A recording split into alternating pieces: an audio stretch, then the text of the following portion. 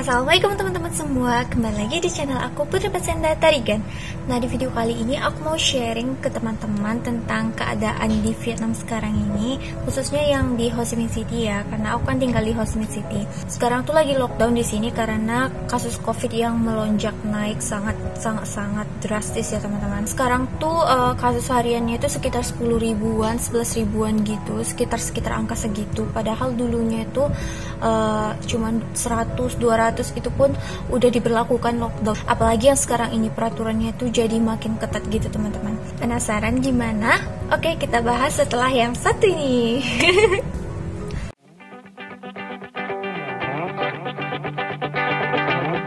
Oke teman-teman, untuk memulai aku mau bahas dulu tentang kasus total COVID-19 di Vietnam, yaitu sekitar 358.456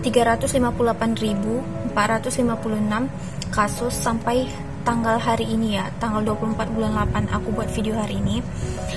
Dan kasus kematiannya itu sekitar 8 ribuan. Dan Ho Chi Minh City itu adalah salah satu epicenter COVID-19 di Vietnam, karena kasusnya itu banyak banget di Ho Chi Minh City. Oke, aku mau tunjukin ke kalian tentang datanya. Ini tuh dari governmentnya Vietnam. Jadi ini tuh yang di Ho Chi Minh City ya teman-teman. Total kasusnya sampai hari ini tuh 180 ribuan. Jadi dari total kasus yang 358 ribu di Vietnam ini, 180 ribuannya itu adalah dari Ho Chi Minh City. Maaf ya teman-teman, aku pakai HP untuk ngerekamnya karena laptop aku baru diinstal ulang. Jadi banyak aplikasi-aplikasi rekaman aku yang hilang gitu. Oke, lanjut. Ini adalah Ho Chi Minh City ya teman-teman.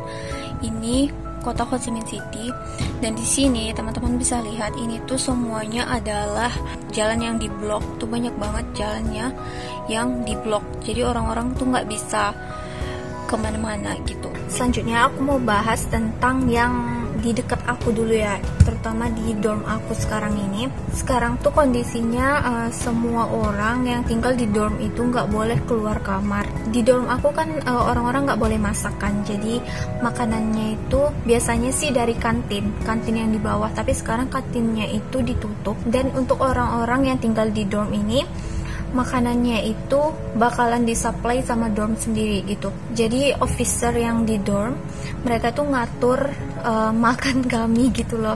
Jadi setiap hari itu siang sama malam, sekitar jam 12 siang sama jam 6 sore gitu, udah dianterin makanannya ke depan pintu kamar. Itu tuh setiap hari teman-teman. Jadi orang dorm ini mereka kayak catering gitu, ke supplier makanan dan dimasakin untuk kami. Dan itu salah satu yang aku sedihkan karena di Vietnam ini kan makanan utamanya itu adalah pork atau babi ya kan. Jadi ya mau gimana lagi. Tapi bukan aku makan pork ya teman-teman. Aku bilang ke mereka kalau aku tuh nggak bisa makan babi gitu. Jadi aku bilang aku makannya vegetarian aja. Jadi mereka setiap hari tuh nganterin makanan aku yang vegetarian. Vegetarian itu kayak nasi pakai sayur, abis itu atau tahu, atau itu sih yang aku dapat sampai saat ini, cuman sayur, tahu, abis itu telur gitu. Terus untuk bayarnya kami bayar makanan itu per bulan. Tapi murah banget teman-teman. Itu sekitar 300.000 VND per bulannya. Jadi 300.000 VND itu sekitar 180 ribuan rupiah. Jadi itu tuh murah banget untuk selama 1 bulan. Tapi kemarin-kemarin ini barusan dibilang ada bantuan dari kepala daerahnya gitu, mungkin yang ward atau distrik gitu, memberikan bantuan untuk siswa-siswa yang tinggal di dorm. Jadi dikasih duit sebesar 300.000, pas banget 300.000. Jadi itu tuh bakalan dialihkan ke dorm untuk bayar makanan kami per bulan. Jadi untuk yang bulan ini nggak perlu bayar lagi. Nah selain itu teman-teman, aku juga ngerasa selama lockdown kayak gini tuh banyak banget makanan yang datang gitu. Bantuannya itu banyak banget loh teman-teman.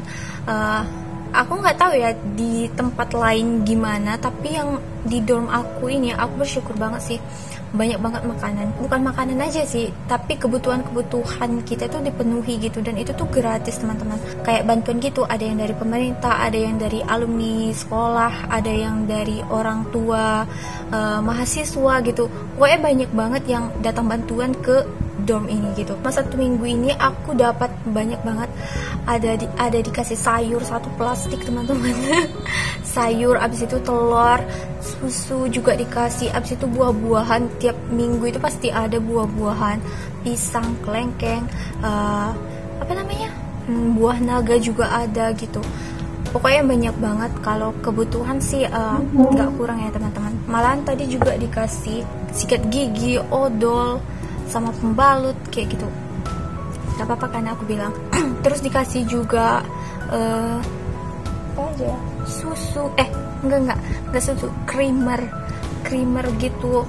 Pokoknya banyak lah teman-teman. Alhamdulillah banget. Nah itu untuk yang di dorm aku ya teman-teman. Jadi kondisi aku sekarang tuh kayak gitu. Udah aku jelasin. Oh iya, aku mau cerita sedikit. Sebenarnya kan aku udah selesai kuliahnya. Harusnya sih aku pulang, rencana aku pulang ke Indonesia kan, tapi ternyata visa aku itu expired tanggal 12 bulan 8 kemarin itu. Sekitar 1 minggu setelah aku sidang, visa aku itu expired gitu. Jadi gimana ya? Aku belum bisa pulang, harus diperpanjang dulu visanya. Oke, lanjut kita bahas tentang lockdown tadi ya. Sekarang ini yang kasus COVID itu tuh yang banyak banget sekarang ini, melonjak naik, apalagi di Ho Chi Minh City. Orang-orang tuh nggak boleh keluar rumah.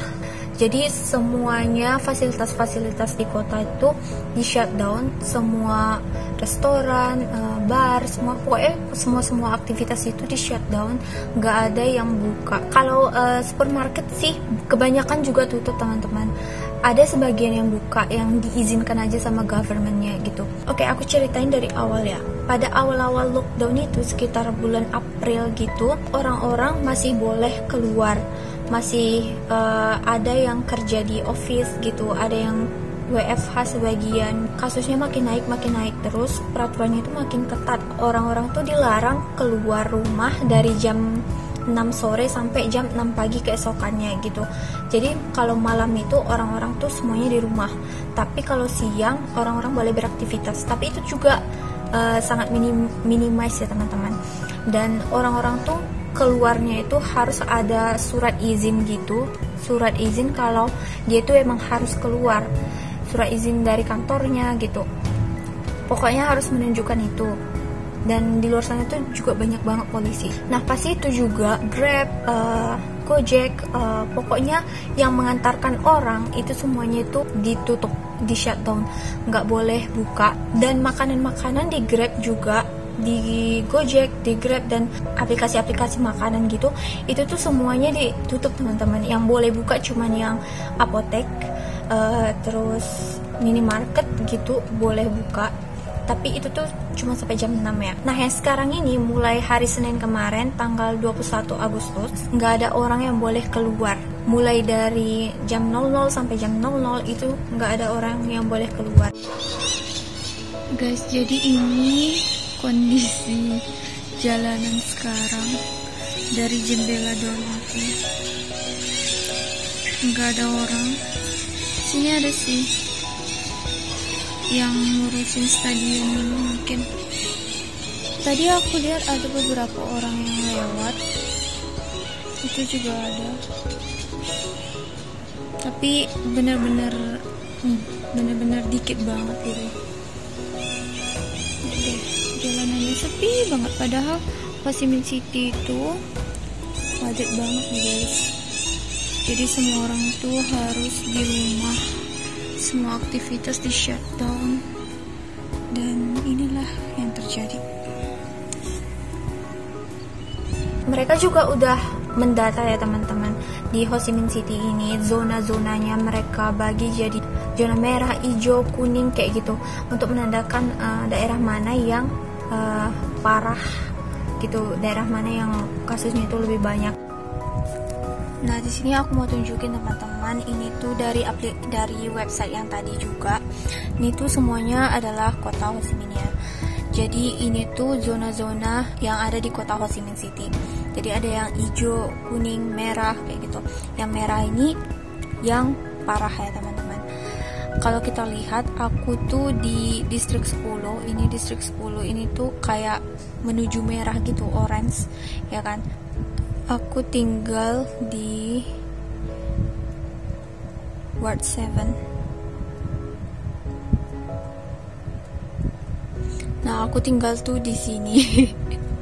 Nah, bahkan setiap ward juga ada dibagi-bagiin lagi daerahnya yang hijau, kuning gitu teman-teman. Aku tuh exactnya itu di sini. Wow, oh my god, merah.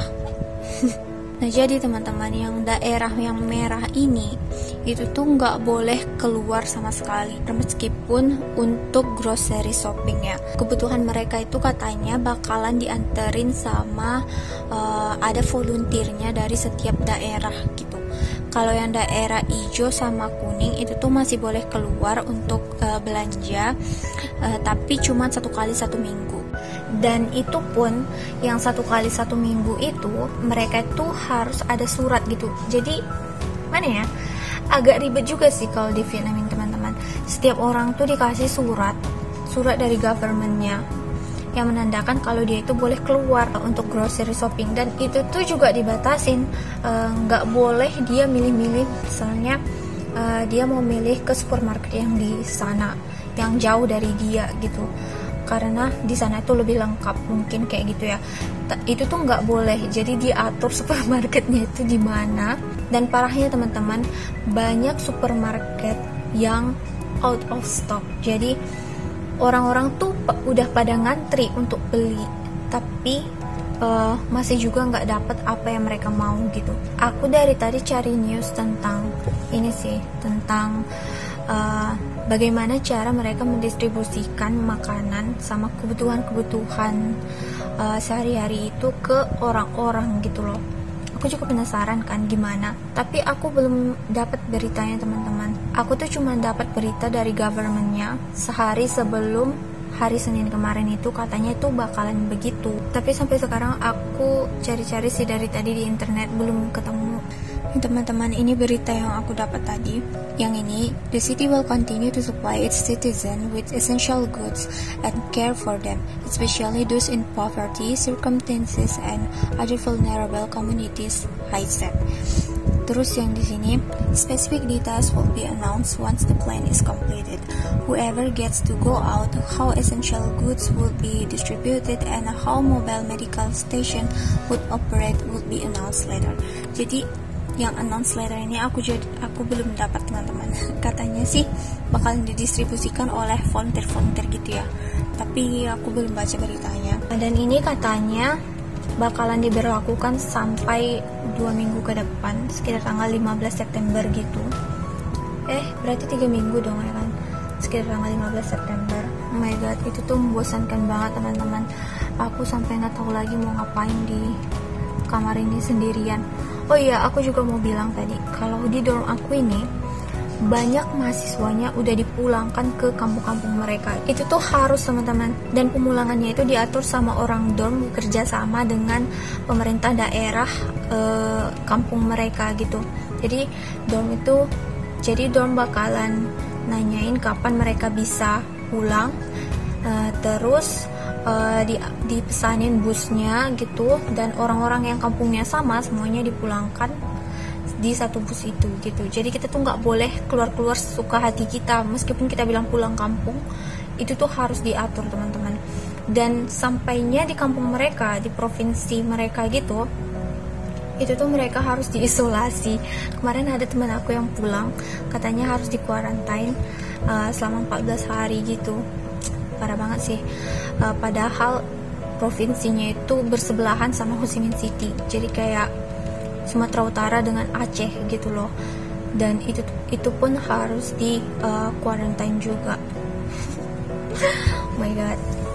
Jadi sekarang itu orang-orang di dorm ini tinggal sedikit teman-teman, palingan yang foreigner sama yang nggak bisa pulang gara-gara kampung mereka itu emang juga terdampak gitu. Oke, yang selanjutnya aku mau bahas tentang charity untuk yang public ya. Katanya sih banyak yang pemilik apartemen atau penyewa-nyewa rumah gitu, mereka itu memotong uang sewanya. Jadi teman-teman, pandemic charity HCMC landlord cut rent for the poor. Jadi di sini kan banyak juga orang-orang yang miskin kan. Nah, itu tuh udah dikurangin uang apartemennya gitu. Nih lihat nih teman-teman, there's always been silver linings.